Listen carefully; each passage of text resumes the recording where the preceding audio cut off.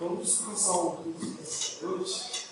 Eu convido todos para a gente estar orando, a gente colocar no pé. Estou um pouco rouco da. Tomar pode ser para Deus. A oração de Deus para a gente. A outra vamos orando a Deus. Senhor, nosso Deus, nosso Pai, muito obrigado pelo dia de hoje, muito obrigada pelo pão de cada dia que o Senhor tem nos dado, o Senhor tem provido para nós, não tem deixado faltar nas nossas mesas, Senhor. Muito obrigada, Senhor Jesus, porque temos essa igreja, porque o Senhor abriu essas portas e estamos aqui reunidos para louvar e bendizer o teu santo nome, Senhor. Obrigada, Senhor, porque moramos em um país em que podemos, Senhor, exaltar o seu nome sem que sejamos constrangidos, e isso é motivo de glorificar. Muito obrigada por esse motivo, Senhor. Gostaria de entregar, Senhor, agora nesse momento o culto, que o Senhor possa estar dirigindo, o seu Espírito Santo possa estar presente aqui nessa igreja, que ele possa estar rondando e sondando os corações e preparando para receber a tua palavra. Que seja, Senhor Jesus, uma terra fértil para receber o que o teu servo tem para falar. E o que ele fale naquele púlpito provenha apenas de ti, que venha de ti, ó Pai. Que seja a boca dele falando as suas palavras, na vida dos céus, para nós. Obrigado por tudo, perdoe os nossos pecados, dirige a nossa vida, Pai. Em nome de Jesus, amém. Amém. Convido os irmãos a sair do seu lugar, para a gente estar proposando aquele abraço.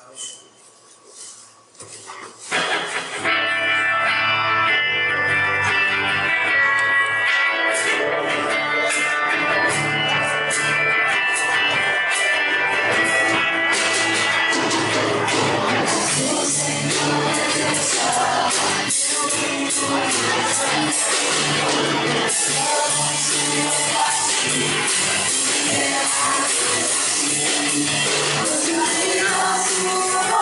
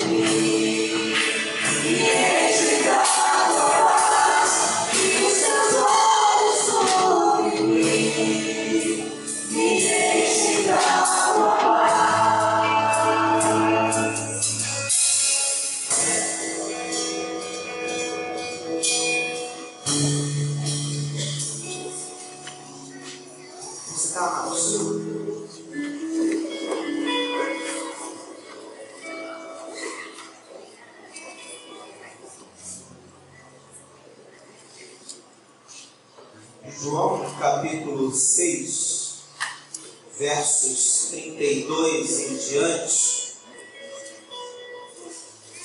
assim diz a palavra.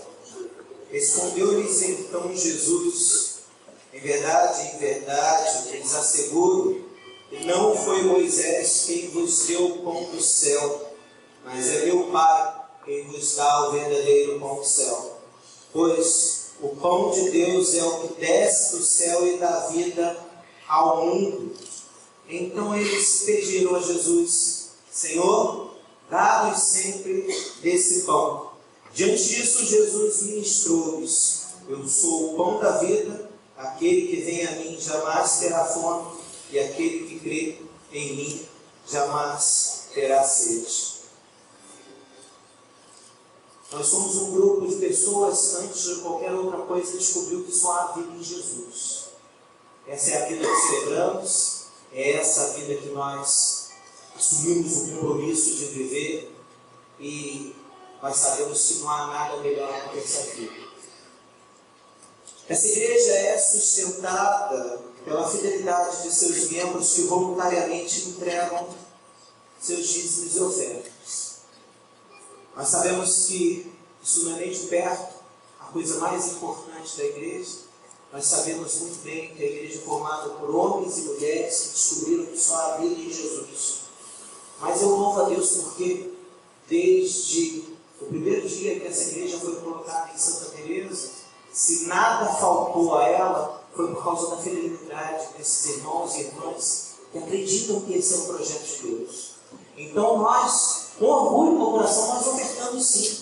Nós, com muita alegria, nós participamos sim. Porque nós cremos na fé que a gente vive. A gente crê no Deus que a gente serve. A gente crê na forma que os recursos que aqui são entregues são administrados.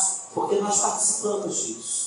Às vezes a gente vive um tempo tão complicado em que há tanta deturpação no que se refere à administração do dinheiro na igreja, que a gente tem quase que vergonha de falar sobre o assunto. Mas graças a Deus que essa igreja, ela não é sustentada pelo Estado, que essa igreja não é sustentada por uma instituição maior que nos dirige. Essa igreja é sustentada por mim e por você, pelo meu e pelo seu trabalho, em obediência a um Deus que é pão da vida e que dá vida a todo aquele que nele crê. Enquanto nós estamos louvando ao Senhor, aqueles que vieram preparados sintam-se à vontade para entregar os seus dízimos e ofertas. E você que não é membro desta igreja, não se sinta constrangido a participar desse momento, porque esta é uma responsabilidade nossa enquanto membros da igreja. Mas se assim você quiser participar, também sinta-se à vontade. Ao final nós estaremos orando uns pelos outros, estaremos também agradecendo a Deus pelos nossos irmãos que vieram do Radical e dando oportunidade para alguns falarem, porque alguns devem estar ansiosos. A Damares já estava lá angustiada, pensando que eu não fosse lembrar. Fica tranquilo, eu vou dar oportunidade para o povo falar, tá bom, Damares? Vamos louvar ao Senhor em nome de Jesus.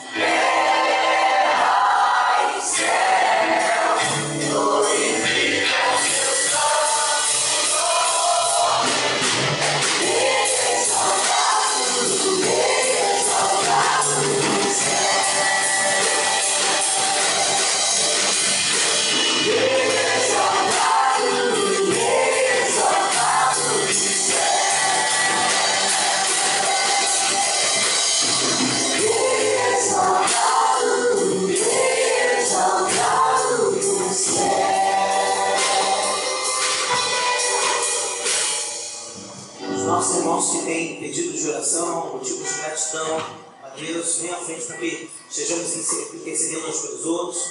Fiquemos de pé, crianças. Vamos nos preparar para o culto infantil. Ordem, crianças, estou vendo um monte de crianças cansadas. Tudo com cara de fome.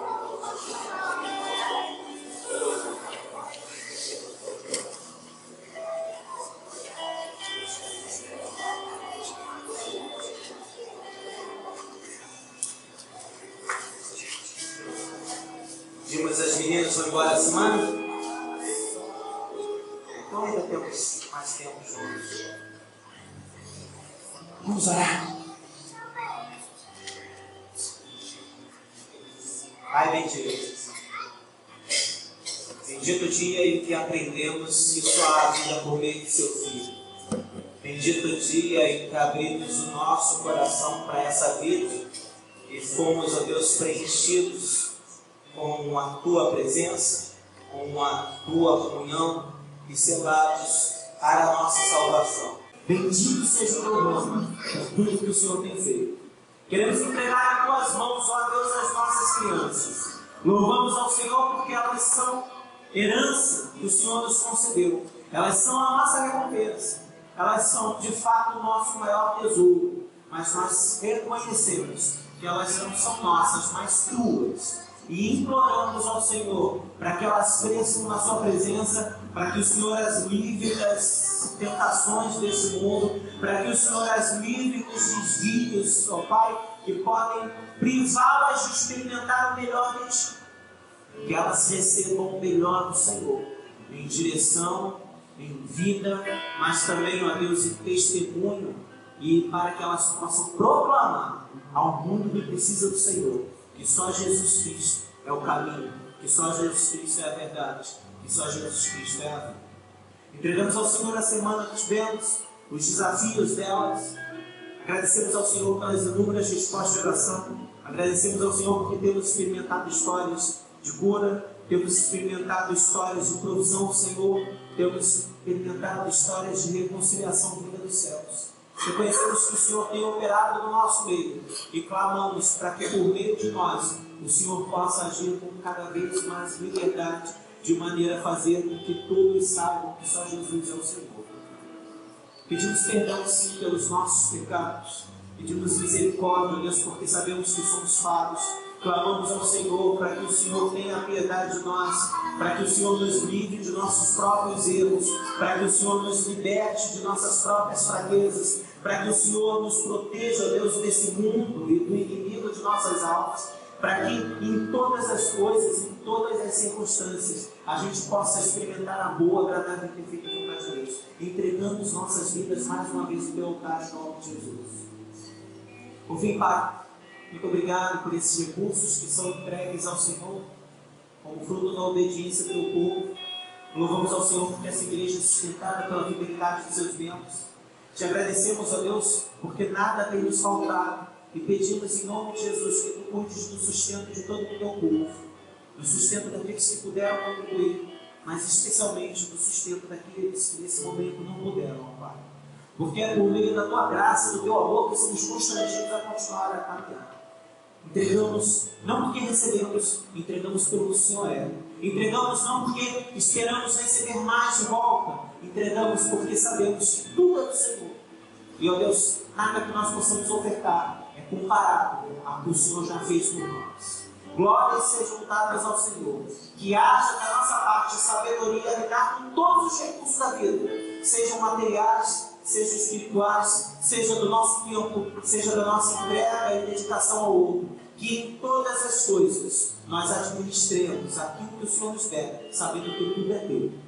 Por Jesus nós oramos e em seu nome nós agradecemos. Amém. Graças a Deus.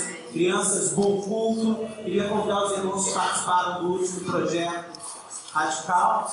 E também aproveito para convidar os outros, porque senão dá mais para ficar focado no mesmo. Então todo mundo que já participou do projeto Radical vem à frente.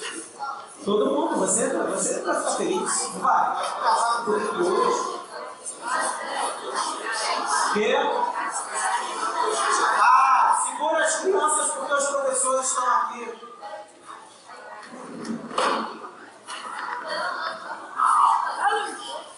Eu queria ouvir a minha chefe dando testemunho do projeto. Ai, meu Deus. Quero saber sobre o que foi o projeto com você, como é que foi esse final de semana. Compartilha com a gente.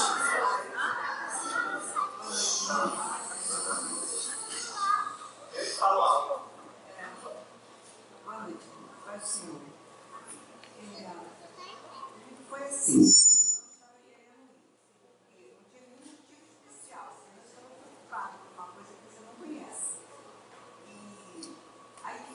Orei a Deus e deixei correr a semana, isso foi na semana passada. Aí quando chegou no domingo passado, o pastor André virou para mim e falou assim, vamos? Vou marcar a hora. Eu falei, não vou mais. Ele disse, não, vamos sim. Então eu entendi que Deus estava usando o pastor André para falar comigo. Aí eu falei, tá, então vamos. Por 3 horas eu estou lá na sua casa. E ele é super pontual, está lá no horário dele. E o projeto, eu não posso falar muito. Então, uma coisa que você não pode falar, você fica com medo até de, vou tentar. E foi tão recomendado que eu com medo de escorregar sem medo. Então, o projeto para mim, ele foi abençoador e transformador. Ele realmente transforma. Você volta com outra pessoa. Realmente, para quem não foi, já peguei o jeito da minha irmã Damares, já falei lá. Não, porque ela falou muitas vezes comigo nesse passado. Então, já falei sei lá. Porque realmente, você só sabe mesmo depois que você está lá. Você passa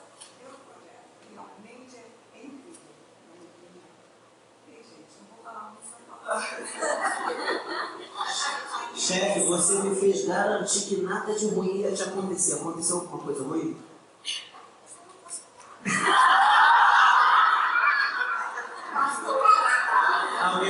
Se eu falar alguma coisa, eu sou preso. Esse pessoal fica me ameaçando, meus amados irmãos. Por isso que eu falo. Todo mundo sabe que eu sou meio linguarudo, mas eles não deixam. Alguém mais deseja falar um pouco do projeto? Maria Rita. Boa noite. Então, eu também não estava assim muito animada de ir, veio só porque todo mundo foi. Eu também, esse negócio, sei lá, ainda mais não quero te falar. Eu tô falando, mas tem que ir, não. Aí eu falei assim, mas não fui completamente de coração fechado, não. Fui disposta a ouvir o que eu tinha para falar. Se ele tivesse falado comigo, ele ia falar lá também. Eu fui cheia de preocupação, a Elisa ficou me sacaneando, eu não pescava para adivinhar o que ia acontecer. Não era muito aquilo, mas foi bem assim, emocionante, sabe? Você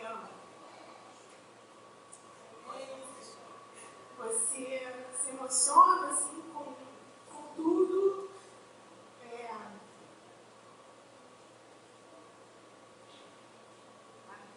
Deus fala de várias formas, não posso falar muito, mas é uma experiência que não tem como ser diferente do amor de Deus, né? É um projeto de Deus, então não é nada do que eu estava imaginando e preparando para uma coisa assim. Foi muito enriquecedor mesmo. Foi muito bom para mim e acho que para todo mundo que foi também. E se alguém sentir seu coração comigo aí, eu recomendo.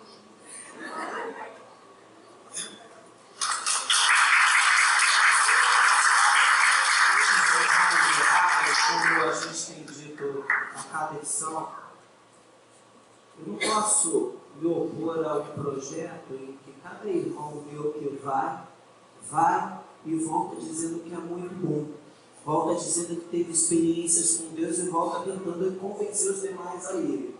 Então eu me sinto muito à vontade para deixá-los com um trabalho de convencimento, porque eu tenho certeza que eles têm sido muito efetivos nisso. A maior prova disso é que a gente tem hoje talvez 60% da igreja, como já tendo participado do projeto, e temos até dificuldades em algumas datas, sabe? Porque todo mundo quer estar no projeto em todas as edições.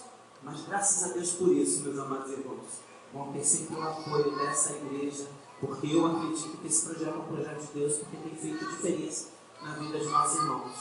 E você jamais vai ser obrigado a participar do projeto. Mas fica a dica, da mesma maneira que abençoaram esses irmãos, eu tenho certeza que abençoará a vida de todos os que dele participarem. Amém? Amém. Vamos lá, agradecer a Deus. Lembrando que, ainda assim, é um projeto e que a nós cabe a responsabilidade de continuar cultivando aquela palavra que foi ministrada por Deus aos nossos corações.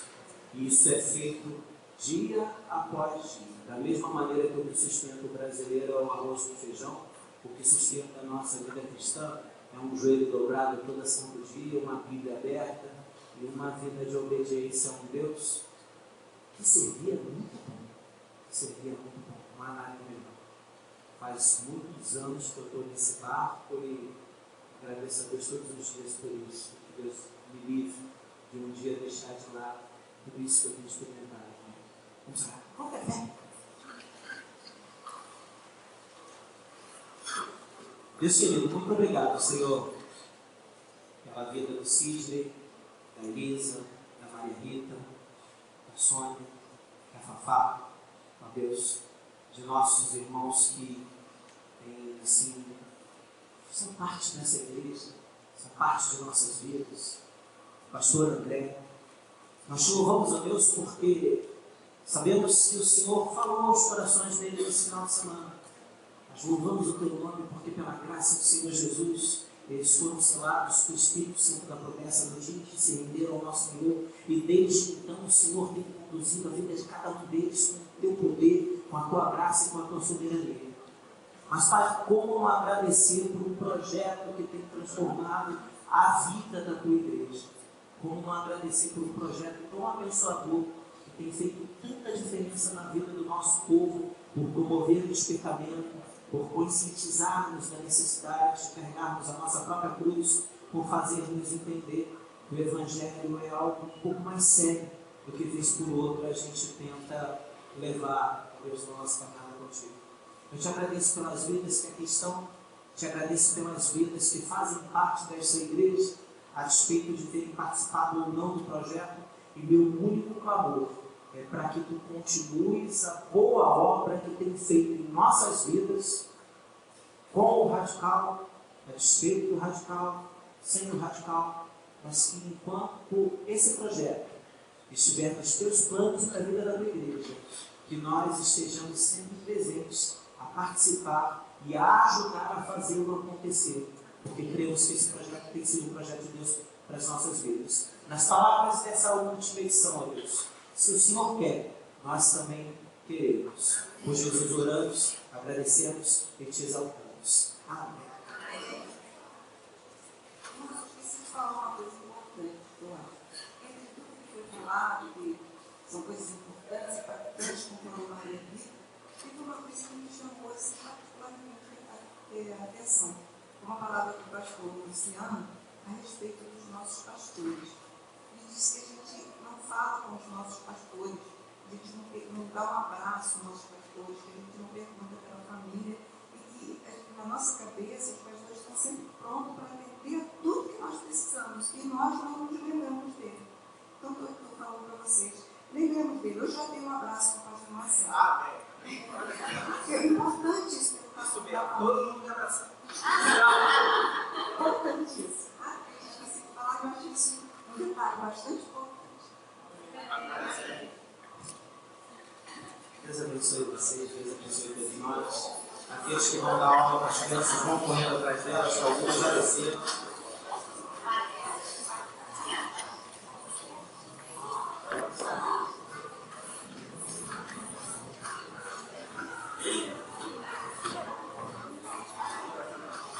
Amados, hoje a gente vai refletir sobre um dos livros menos conhecidos da Bíblia, também um dos menores. A gente vai estar meditando na palavra do Senhor no livro de Obadias. Queridos, é um livro tão desconhecido que a gente vai dar tempo para todo mundo achar. Quem tiver dificuldade, Obadias. 21 versículos apenas. Olha a primeira página para não fazer feio no filme. Acha o número do início do livro e chega lá. Mas, queridos, a despeito de ser um dos livros menos conhecidos, como toda a palavra de Deus, é um livro da maior importância, e por ele ser desconhecido antes de eu fazer efetivamente a leitura dos 15 primeiros versículos, dentre os 21 do livro todo, é importante que a gente faça uma pequena introdução do livro. Queridos, a palavra de Obadias, ela foi destinada ao povo de Edom, não diretamente ao povo de Deus. Que povo é esse? O povo de Edom, a gente pode dizer que era primo do povo de Israel, descendente, está sem voz, mas foi isso mesmo, pela boca eu vi. Eles eram descendentes de Esaú, um povo igualmente abençoado. A gente esquece que não foi só o povo de Israel que foi abençoado por Deus. Abraão tem 2 filhos, Isaac e Ismael. Ismael tem 12 filhos. Esses 12 filhos viram 12 príncipes, e os ismaelitas viram uma forte nação. Jacó tem um irmão, Esaú, porque Isaac tem 2 filhos, Jacó e Esaú. Ambos se transformam em grandes povos. E todos aqueles povos da antiguidade, da região do Oriente Médio, de certa forma, vieram do lombo de Abraão. De certa forma, vieram do pai da fé. E em alguma medida foram impactados pelo pai da fé.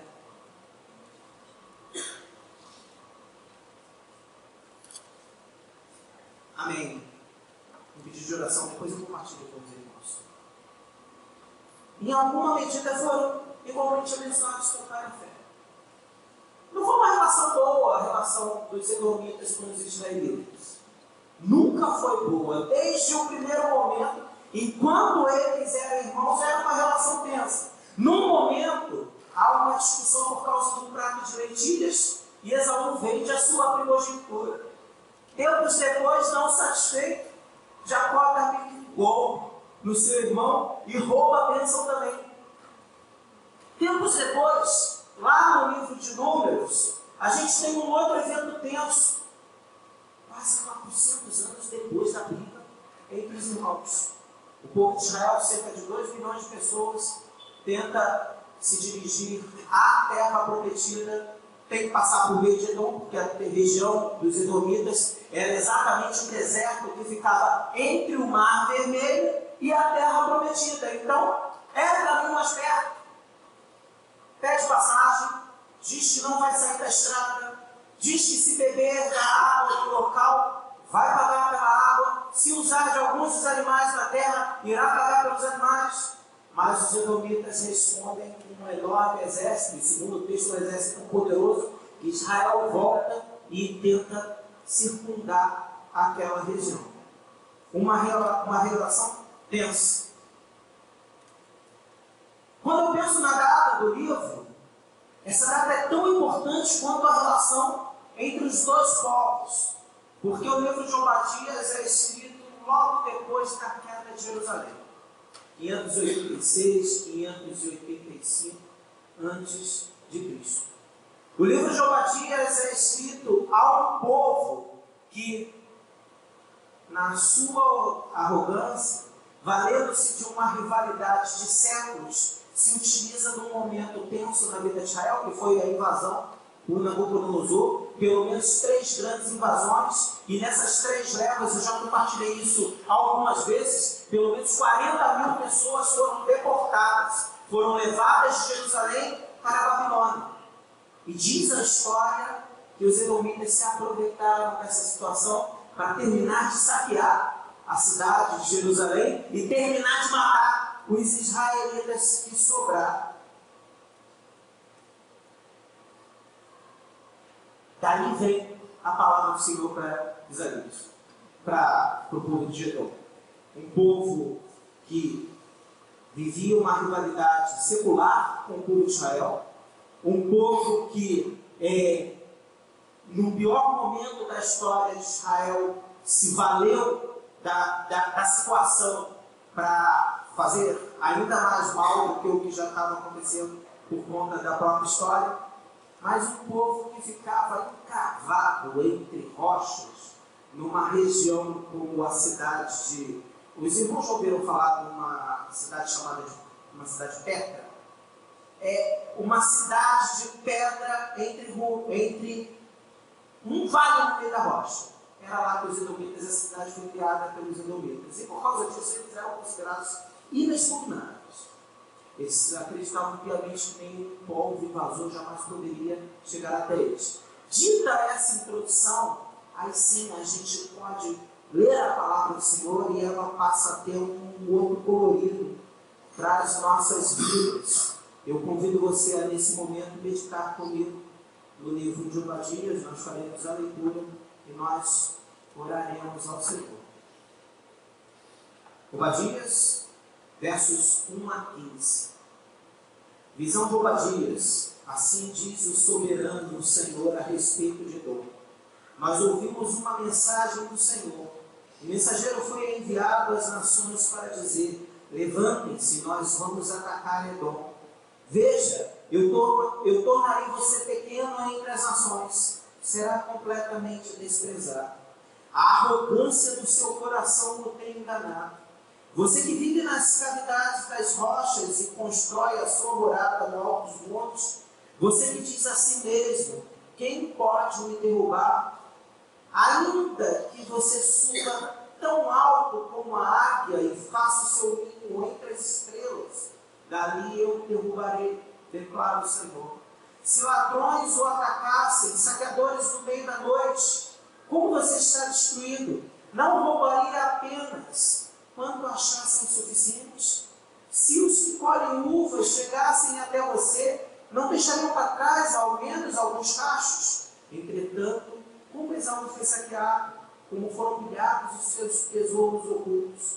Empurraram você para as fronteiras, todos os seus aliados. Enganam você e o sobrepujam, seus melhores amigos.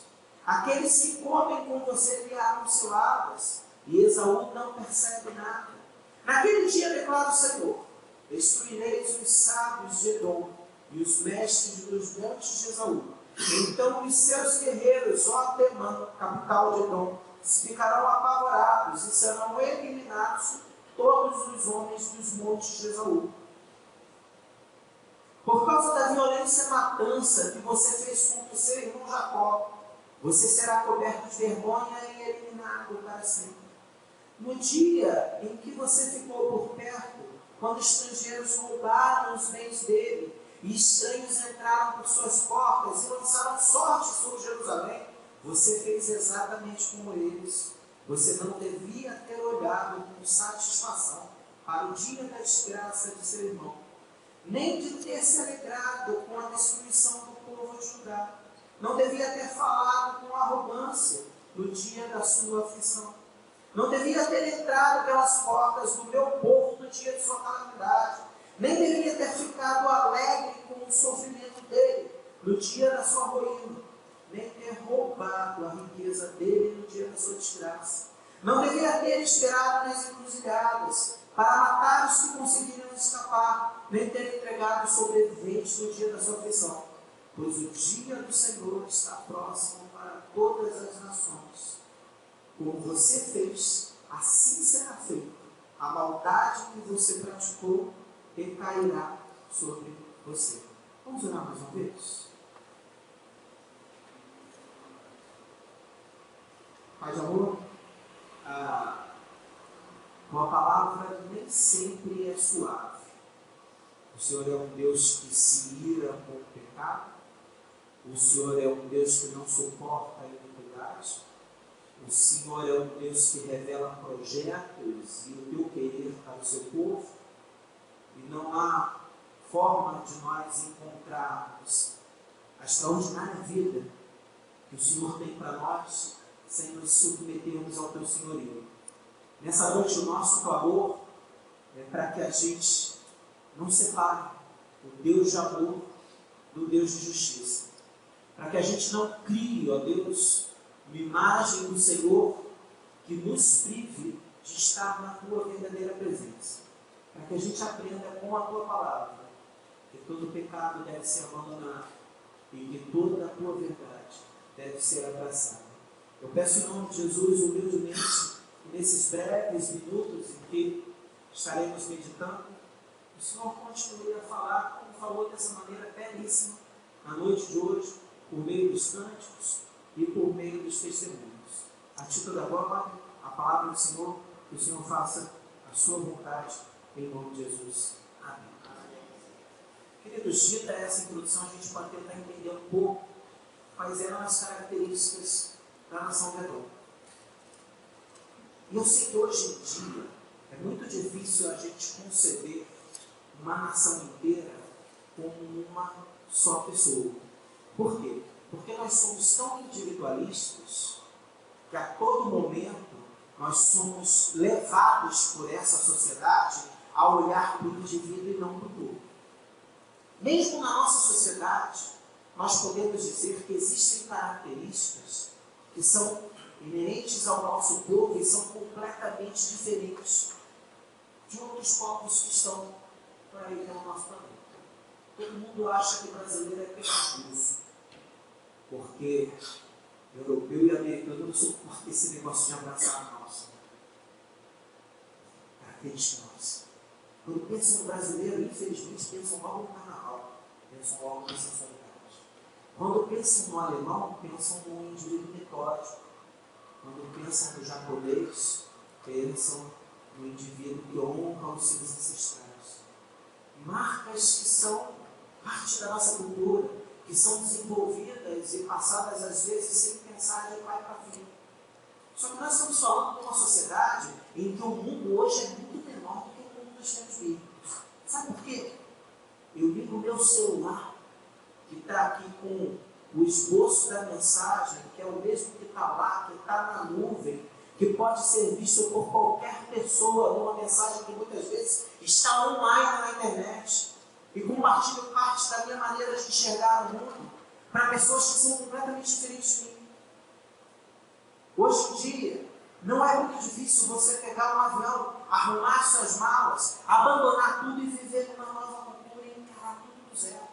O mundo é pequeno, é menor do que a gente imagina hoje. Nós trocamos imigrantes entre os povos de acordo com o caminhar da economia. Imigrantes vieram da Europa há décadas atrás e encheram o Brasil, fizeram a nossa identidade parte do que nós somos. E hoje diversos brasileiros, por conta da economia, tendem a querer voltar para a terra dos seus ancestrais por não acreditarem muito no futuro nosso. E aqui tem uma... Eu acho que se eu não fosse crente, eu até pensaria de forma diferente. Mas eu acredito que nós temos um compromisso com a nossa terra.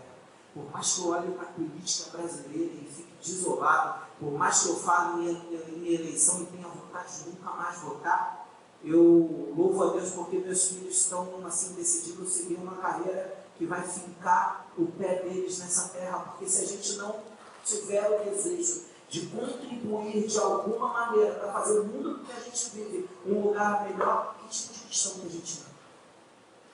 Mas se eu não fosse cristão, eu confesso que eu não estaria esperando melhor desse planeta e talvez desse país, talvez eu estivesse querendo arrumar as coxas e ir embora também. Amados irmãos, naquela época não tinha internet, não tinha nem jornal, não tinha essa migração de pessoas. O mundo que você conhecia era o mundo dos seus pais, era o mundo do seu povo. A religião que você tinha era a religião dos seus pais. É por isso que toda vez que Deus chamava uma pessoa no passado, talvez uma das primeiras coisas que ele fazia era tirar aquela pessoa da sua zona de conforto. Gênesis 12, compartilhamos de manhã. Deus chega para Abraão, morava na terra de Ur, que vivia no meio do seu povo, que tinha a sua religião, e diz: sai da tua terra, vai para a tua parentela, vai para a terra onde eu vou te mostrar. E Deus prepara aquele povo, Deus deixa aquele povo crescer, Deus coloca aquele povo cuidado no Egito, depois Deus permite que aquele povo é escravizado no Egito, para Deus tirar de novo aquele povo, e no meio das caminhadas da vida, Deus trazer uma identidade e apresentar uma vontade. Então, quando a gente vê o julgamento duro de um Deus para determinadas nações, porque as suas abominações geravam a ira de Deus, a gente entende, ao olhar para aquela época, que a gente não fala de um comportamento destoante, em que um grupo de pessoas pensava de uma forma e outro grupo pensava de outra. Poucos momentos antes de Deus destruir Sodoma e Gomorra, Abraão, o pai da fé, faz uma intercessão pela cidade. E essa intercessão é a seguinte: Senhor, será que o Senhor vai destruir o justo com o ímpio? E Abraão pergunta: se dentro daquelas pessoas tivessem 50 justos, o Senhor iria destruir a cidade? E Deus diz: eu não destruiria por amor do 50. E Abraão vai perguntando, vai diminuindo, até chegar a 10. E Deus deixa bem claro que se tivesse 10 justos na cidade, ele não destruiria ela.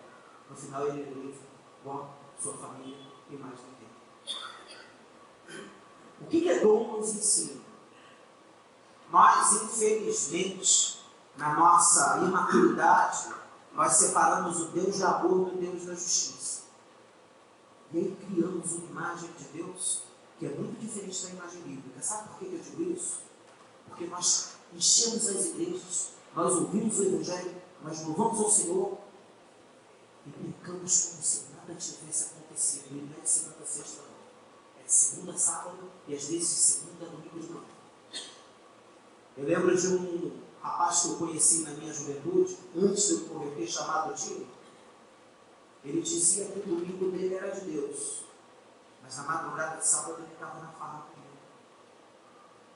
Eu vejo isso hoje, como isso me parte do coração, quando eu vejo pessoas que são parte da minha história, que são parte da minha família na fé, acreditando nessa vida mentirosa, que não é a vida de Deus para as nossas vidas, que não é bíblica e que jamais vai trazer vida, porque o salário do pecado é a morte. Então, quando a gente pensa no livro de Edom, esse livro é importante, porque as duas grandes características condenadas por Deus, a arrogância, o orgulho de Edom, e por outro lado, o egoísmo daquele povo, são vistos na nossa sociedade. E Deus não mudou, muito embora Ele tenha nos dado um caminho a Ele, que nos dá total segurança de que, a despeito dos nossos pecados, pela fé em Jesus, mesmo sendo pecadores, nós estaremos na presença dele.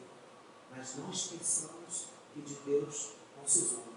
Se nós não falarmos isso, meus amados, na igreja do Senhor, quem falará? Se nós não lembrarmos que nosso Deus é um fogo consumidor, quem lembrará? E em alguns momentos, sim, a gente tem que olhar para o Velho Testamento, porque o Deus do Velho Testamento é o mesmo, muito embora o relacionamento não seja nem de perto o mesmo de nossos dias. A segurança que a gente tem é infinitamente maior. Nosso Jesus nos ensinou a amar os inimigos, a orar pelos que nos perseguem, mas nosso Jesus não nos ensinou a continuar pecando como se nada tivesse acontecido. Há alguma interpretação errada nisso. Pois bem, o que a gente percebe no livro de Obadias, que são as duas condenações de Deus para aquela nação que deixou de existir. E uma das coisas que o final de Obadias fala é: o dia do Senhor chegar, tá? O meu povo será guardado, mas Edom deixará de existir. De fato, foi o que aconteceu. A história nos diz isso. A arrogância do coração, ela tem enganado os edomitas de nossos dias. Se nós lermos os versos 3 e 4 de Obadias, nós temos o seguinte: a arrogância do seu coração tem enganado. Você que vive nas cavidades das rochas e constrói a sua morada no alto dos montes, você que diz a si mesmo: quem pode me derrubar? Ainda que suba tão alto como a águia e faça o seu ninho entre as estrelas, dali eu derrubarei, declara o Senhor. Eu tive cuidado de colocar duas fotos da região para os irmãos entenderem o que a gente está falando. Esse é o vale para chegar até a cidade de Beirute. Queridos, pode ser o exército que for, quando você chegar ali, só vai dar para passar por meio dos 3 ou 4. E por causa disso, eles tinham uma plena confiança no seu terreno. Avança mais. Lá, o final do terreno e a cidade de Beca no final. Diga-se passagem, é uma maravilha. Olha que coisa bela, construída entre as rochas. Essa era a cidade. Havia motivo de orgulho. Mas sabe o que a história nos ensina? Todas as potências existentes na história até hoje estiveram seus. A que mais durou foi o Império Romano. Caiu. Babilônios, persas, gregos. Hoje a gente olha para os americanos e acredita que os americanos durarão a vida toda. A gente não sabe como é que vai ser o mundo daqui a 50 anos, mas a gente sabe que daqui a 50 anos eles não serão a nação mais rica do planeta. Por quê? Porque, em geral, quem está no topo começa a descansar. Em geral, quem está no topo acha que ninguém mais vai conseguir descobrir. Em geral, quem está no topo acha que está protegido. E sabe qual é a maior incoerência da nossa sociedade? É que a nossa sociedade não sabe nem o que é topo. Mas nós temos uma juventude que acha que sabe tudo. Nós temos pais de família com seus 45, 50 anos que já destruíram 1, 2, 3 famílias e que acham que sabem tudo. Nós temos senhores de grande idade, intratáveis, difíceis de se lidar e que também acham que sabem tudo. Porque o orgulho não é privilégio de jovem. Na verdade, da mesma maneira, a gente olha para aquele senhorzinho mais complicado e pensa: ele ficou complicado com o tempo. Aí alguém da família fala: não, ele sempre foi complicado. Ele nunca foi fácil. Ele sempre foi teimoso. Ou ele sempre foi mulherengo. Ou ele sempre foi mentiroso. Eu até acho, meus amados irmãos, que o pecado do orgulho é mais fácil que entrar na juventude do que depois de uma certa idade. Porque cá para nós, se depois de 30, 40 anos a pessoa não se emendou e apanhou muito, porque uma coisa que a gente vê que o orgulhoso apanha de forma especial, por um Deus que tenta mudá-lo, né? Então eu acredito que quanto antes a gente perceber isso melhor, mas o orgulho não é privilégio. O melhor, privilégio não, mas não é o mesmo tipo da juventude. E aí, queridos, essa semana eu tive contato com uma história que eu achei extraordinária. Um porta-aviões estrangeiro, por volta lá de algumas décadas atrás, percebe um ponto no seu radar e autoridades canadenses dizem para ele o seguinte: embarcação tal, a favor, se deslocar 15 graus para o sul. E aí o porta-aviões diz o seguinte: eu sou o porta-aviões tal, favor de deslocar agora o seu embarcação 15 graus para o norte. E a autoridade canadense mais uma vez, senhor, muito calmamente, embarcação, favor de deslocar a sua embarcação 15 graus para o sul. E aí o comandante já ficou mais ressabiado e disse o seguinte: eu sou comandante do porta-aviões, tem várias fragatas e destroyers comigo, eu ordeno que você desvie 15 graus para o sul, ou para o norte, sei lá, talvez eu tenha confundido essa altura do campeonato. E aí a voz calmamente canadense diz: senhor comandante, nós somos um farol, estamos no rochedo, favor, deslocar 15 graus para o norte. Às vezes nós, na nossa arrogância, na nossa prepotência, a gente sequer para olhar à volta e acha que tem todas as respostas. A gente acha que sabe o que fazer e não enxerga o óbvio. Quantas vezes na tua vida você já quebrou a cara porque não parou para ouvir uma pessoa?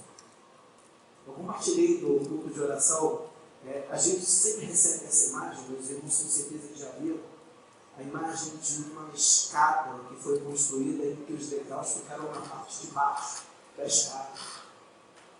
E aí eu fico pensando, toda vez que eu vejo essa imagem, caramba, se um sujeito não tivesse perguntado a uma pessoa sequer, antes de fazer aquela escada, ele não tinha feito aquela burrada. Porque qualquer um que olha, via que tinha alguma coisa errada. Mas aí eu vejo jovens tendo o primeiro contato com drogas, eu vejo jovens, às vezes cristãos, se prostituindo. Eu vejo pais de família largando tudo aquilo que é mais sagrado, que foi voltado diante de Deus, que nós voltamos a honrar até a morte por causa da primeira aventura. Eu vejo cristãos se embrenhando em negócios escusos, desonestos, gente que entrou por essas igrejas na cadeia. Será que um conselho e a humildade de chegar diante de uma pessoa, abrir o coração e confiar naquilo que está dentro não teria privado essas pessoas? Às vezes nós olhamos para a nossa realidade e pensamos que Deus não está vendo. Esse é o X da questão. Nós olhamos para a nossa história e pensamos que vamos sair ileso. Mas há uma palavra bíblica inspirada por Deus, verdadeira e imutável. O salário do pecado é a morte. O errado jamais vai virar certo. Os nossos erros jamais vão trazer boas consequências. Nós sempre pagaremos o preço de nossos erros. E muitas vezes a arrogância nossa nos impede de perceber o quão mal nós estamos fazendo para nós e para aqueles que estão do nosso lado. A arrogância também nos impede de ter a devida gratidão, de reconhecer aquilo que Deus está fazendo. Porque em algum momento, depois de algumas vitórias, nós somos tentados a achar que aquilo aconteceu por causa de nossa capacidade. Que nós, na verdade, é que fizemos o nosso futuro parecer um pouco melhor. Isso é típico daqueles que estudaram um pouco mais. Isso é típico daqueles que trabalharam e subiram alguns degraus. E às vezes é necessário que a gente volte para o fundo do poço para a gente descobrir que a gente não é. Essa arrogância, por vezes, ela faz até que a gente ignore a consequência dos nossos pecados, meus amigos. Como é difícil ver uma pessoa que está destruindo a sua própria vida e ela diz para você: está tudo bem. E você sabe que não está tudo bem porque você sente isso no teu coração. Nós temos um Deus que fala. A Bíblia diz que quando o corpo está doente, o corpo todo está doente. Eu não preciso ouvir dos outros para perceber que há alguma coisa ruim. A alegria acaba nesses bancos. A presença começa a ficar constante, inconstante. As palavras mudam. E no final a gente se apavora porque descobre que algo muito ruim foi feito. Mas muito antes já havia, o pecado já havia dado os seus sinais e cobrado as suas contas. Mas aí a gente pergunta o seguinte: está tudo bem. A gente diz que está orando. Amém, obrigado. Orgulho que nos mata, porque nos coloca em rebeldia contra a vontade de Deus. O povo de Edom sofreu por isso. Eu vejo uma geração inteira sofrendo por isso. Abre sua Bíblia em Provérbios 16:5.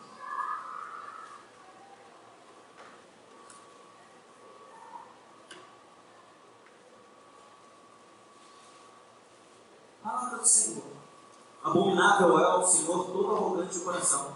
É evidente que não ficará impune. Queridos, faça uma reflexão sobre a sua caminhada.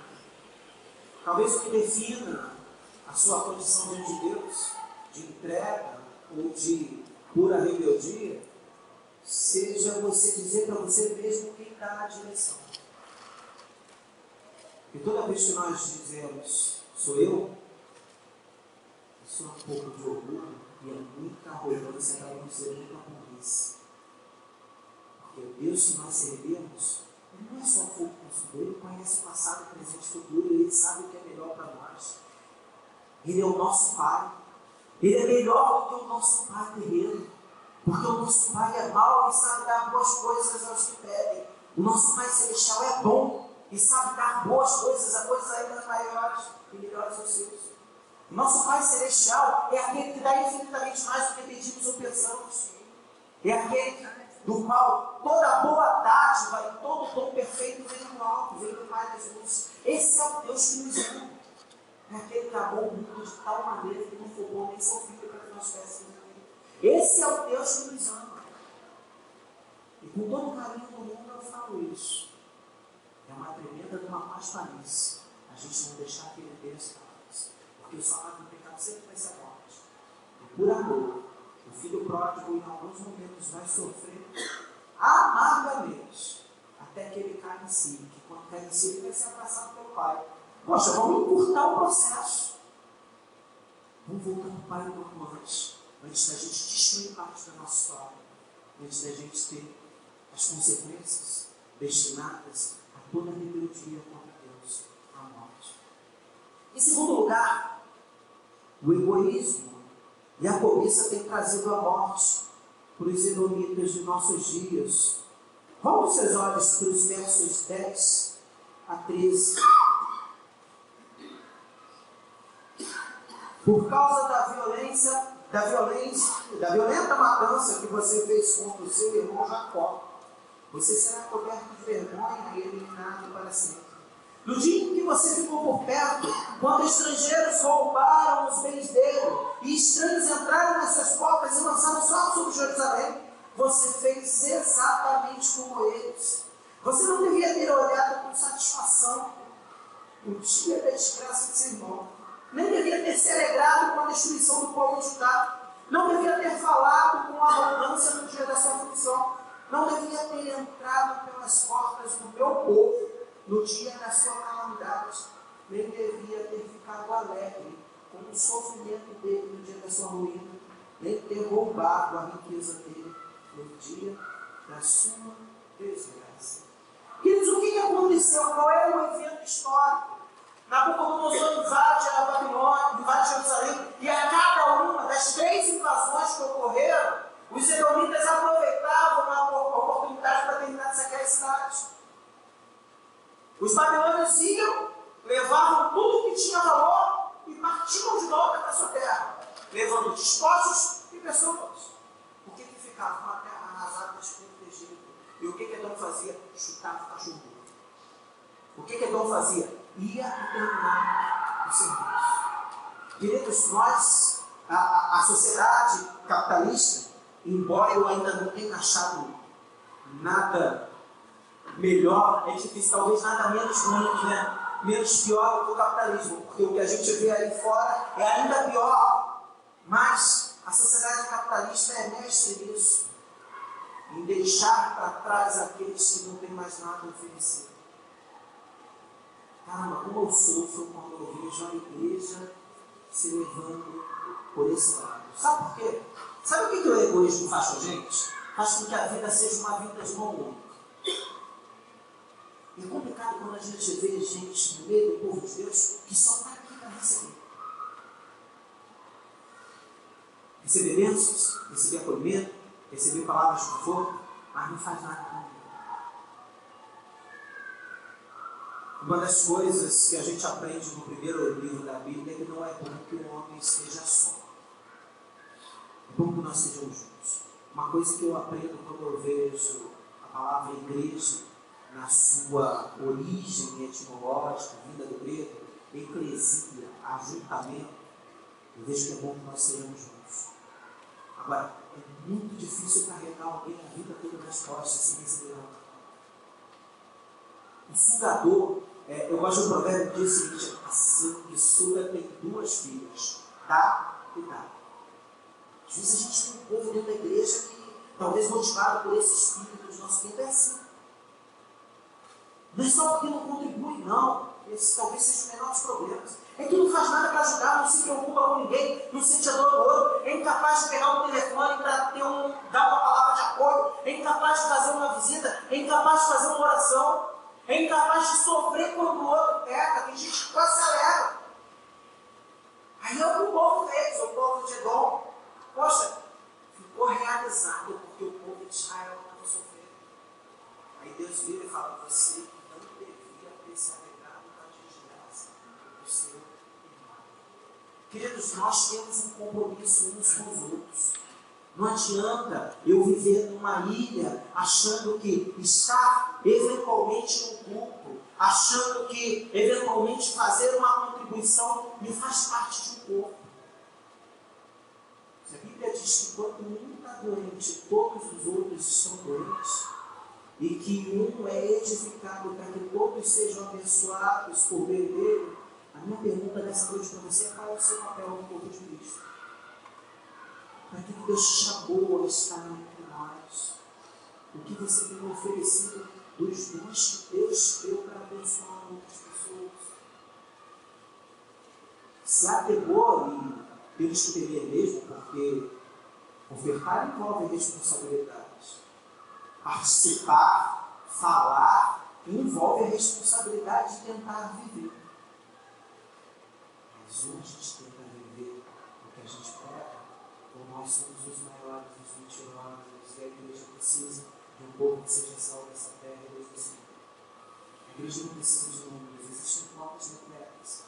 A igreja não precisa de termos amarrotados. A igreja precisa de você, como servo de Jesus, preparado para onde você estiver, fazer a vontade de Deus, tomar a sua cruz e se transformar num instrumento de Deus para mudar a realidade. E aí talvez a gente veja um país menos corrupto a despeito das estatísticas do IBGE dizerem que o número de crentes aumenta ano após ano. Talvez a gente veja um país mais íntegro, a despeito das estatísticas do IBGE dizerem que nós aumentamos ano após ano. Não seja egoísta.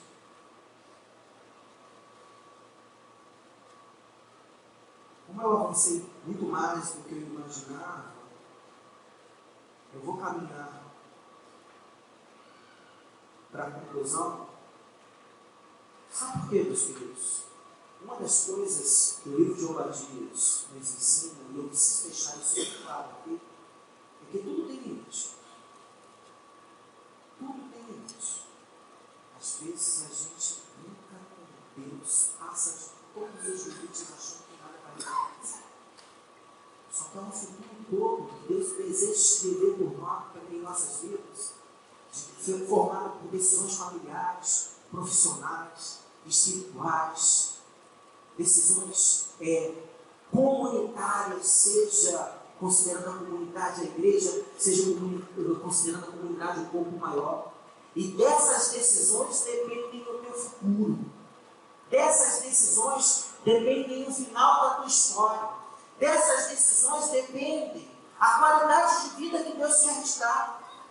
E muitas vezes você não tem se dado conta de o quão distante você está de um projeto maravilhoso de Deus, que Deus tem para a sua vida, porque esse mundo tem te enchido de falsas esperanças. Esse é o jeito da questão.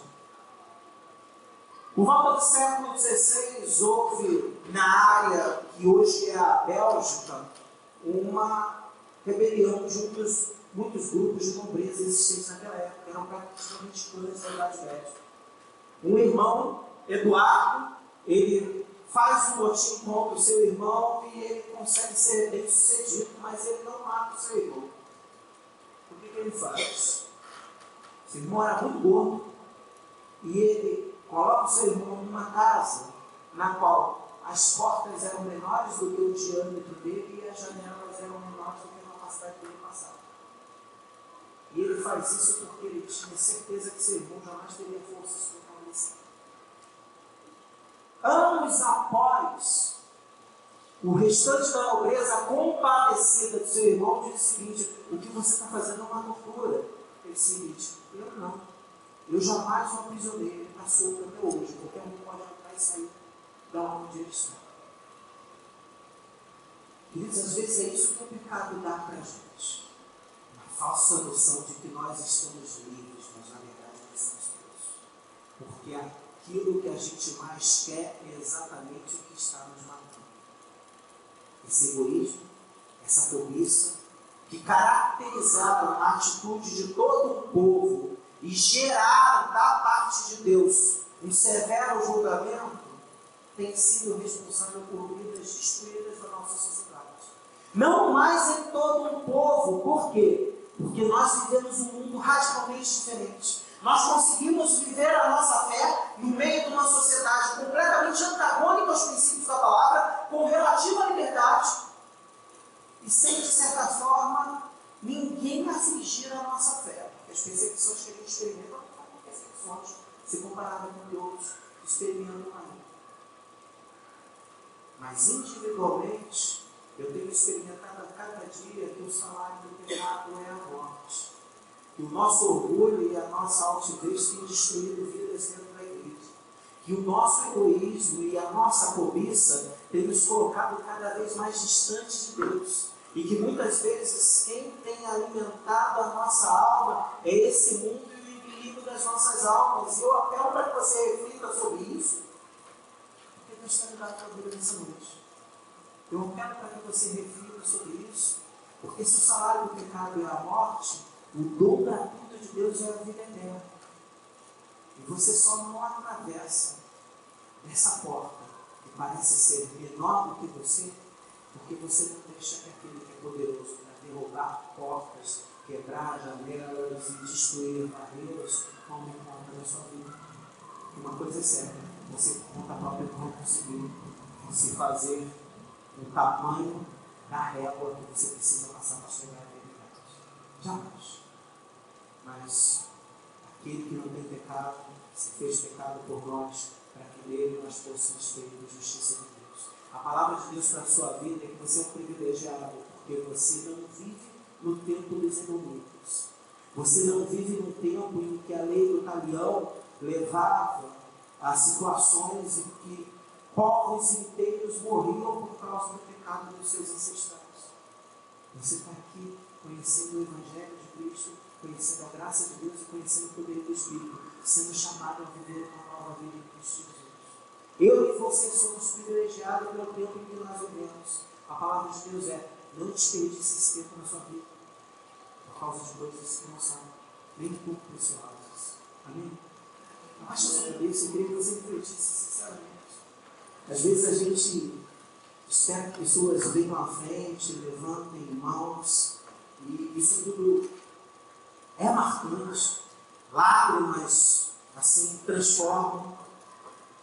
Mas eu queria que você nessa noite refletisse sobre a sua vida. Eu queria que nessa noite você ponderasse sobre o rumo que você tem dado, a sua história, sobre os caminhos que você tem trilhado. E queria te dizer que da mesma forma que o livro de Obadias termina com o dia do Senhor, a história da sua vida pode recomeçar com o dia do Senhor nessa noite. O dia em que o Senhor vai voltar a tomar as rédeas da sua história, o dia em que o Senhor vai voltar a reinar sobre a sua vida, o dia em que o Senhor vai voltar a falar do seu coração, o dia em que você vai sentir que mais uma vez você se rendeu a Ele, mais uma vez você foi perdoado, mais uma vez você foi preenchido, mais uma vez você experimentou o amor do Senhor. Meu desejo é para que o dia do Senhor na sua vida seja um dia de profunda alegria. Porque pela vontade de Deus, é que esse dia termine em festa. Pelo querer de Deus para a sua vida, a vontade de Deus é que tudo aquilo que desagrada ao Senhor na sua caminhada seja deixado, não nesses bancos, mas no altar de Deus que quer recontar a sua história. E por causa disso, nem eu nem você precisamos ceder em Deus que se ira, porque o Filho de Deus veio ao mundo para desfazer das obras do maligno. O meu apelo é para que você se renda a elas. Pensa nisso com carinho e dá um novo rumo para a tua história, porque o Senhor é contigo. Se esse for o desejo do seu coração, o Senhor será contigo. Eu vou estar orando pela sua vida, eu também estarei orando pelo irmão Geriel. O pastor André pediu que eu orasse por ele, porque ele disse que o pai dele não está se sentindo um pouco bem hoje. Nós estaremos todos juntos intercedendo pelo nosso irmão e por sua vida. Eu só queria que você não desviasse o foco da seguinte pergunta de Deus: quem dirige a sua vida? Quem reina? Para onde a sua vida está caminhando? Porque se você reconhece nesta noite que o Senhor Jesus não tem dirigido, permita que Ele volte a dirigir e faça você, renove você a sua aliança com Ele. Aproveite o privilégio de que, se nós pecarmos, nós temos um advogado para com o Pai, Jesus Cristo o justo. E viva esse privilégio na noite de hoje. Derrame suas lágrimas no lugar certo. Porque se você não as derramar na presença de Deus, você certamente vai as derramar no travesseiro. Nós sabemos que não há realização fora da vontade de Deus na sua vida. Permita que Deus tome suas lágrimas junto com sua vida. E que Deus te abençoe em nome de Jesus. Ó Deus, eu creio que a tua palavra, Deus, ela é poderosa para transformar, e estou certo de que vidas foram impactadas nessa noite pelo poder que só ela tem.